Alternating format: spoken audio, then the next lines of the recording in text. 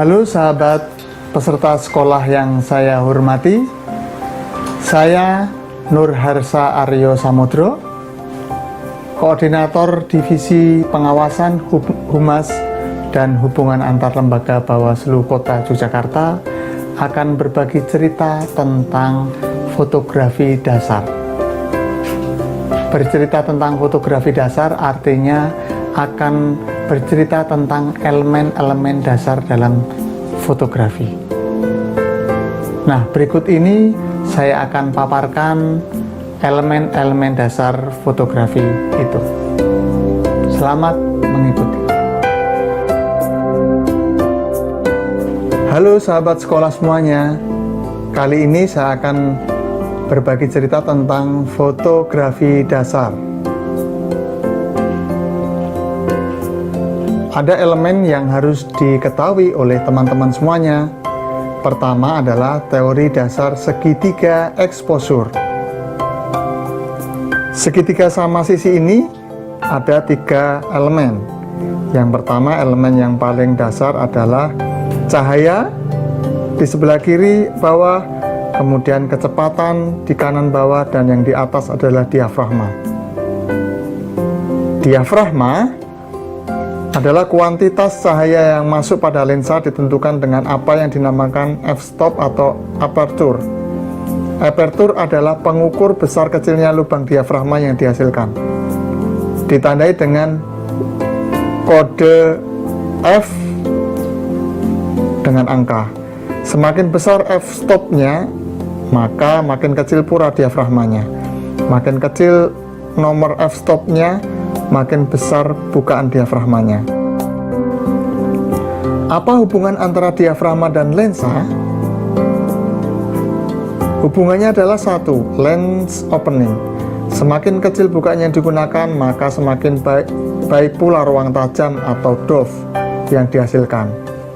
Kedua, focus distance. Semakin jauh jarak antara kamera dengan objek, maka semakin baik ruang tajam atau depth yang dihasilkan. 3 adalah focal length atau jarak titik api. Semakin panjang jarak titik api pada suatu lensa, maka semakin kecil ruang tajam yang dihasilkan. Maka akan nampak ruang tajam itu di foto berikut ini. Foto berikut ini adalah ruang tajam yang sempit antara foreground yang tidak fokus dengan background yang fokus. Ada perbedaan ketajaman antara objek di depan dan objek di belakang. Kemudian ruang tajam yang luas atau depth luas. Semua objek yang di depan kita akan terlihat fokus. Seperti pada foto berikut ini. Nah, elemen yang kedua adalah kecepatan. Kecepatan di sini menunjuk pada apa yang disebut shutter speed pada kamera. Kecepatan bukaan rana ini sangat mempengaruhi cahaya dan juga objek yang akan difoto. Semakin lambat kecepatan, maka semakin banyak cahaya yang dibutuhkan.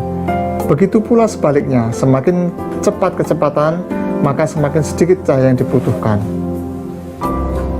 Nah, beberapa efek yang dapat dilakukan dengan menggunakan speed priority antara lain slow action, stop action, panning, dan bulb.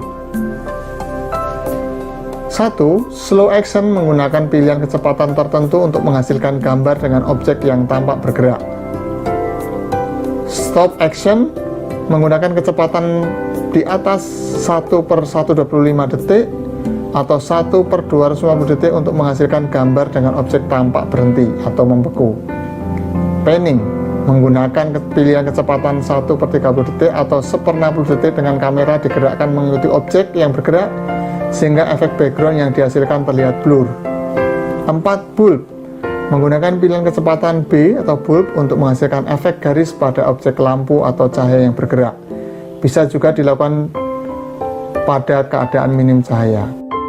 Pencahayaan. Sahabat semuanya, pencahayaan penting saat untuk memotret. Kemudian karakter cahaya dan arah cahaya.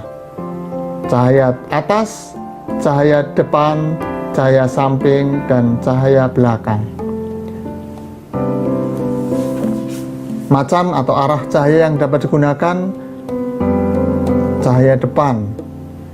Cahaya ini kesan rata, tanpa dimensi dan punya efek bayangan pada objek yang relatif kecil, seperti foto rumah, foto model dengan patung, foto potret. Foto atau cahaya samping. Cahaya yang berasal dari samping objek yang menghasilkan foto dengan efek menonjolkan permukaan atau objek foto dan tercipta efek 3 dimensi. Seperti foto berikut ini. Cahaya atas, cahaya yang berasal dari atas objek. Seperti foto berikut ini.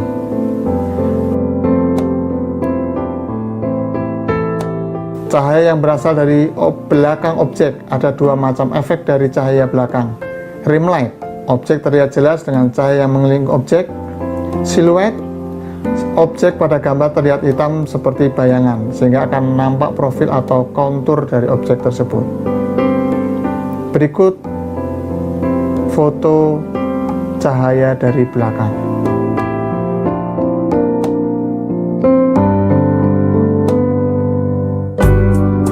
Nah, bagaimana sahabat peserta sekolah? Semoga paparan saya tadi menambah wawasan, pengetahuan, dan keterampilan sahabat semuanya terhadap pengetahuan fotografi dasar. Semoga bermanfaat dan terima kasih.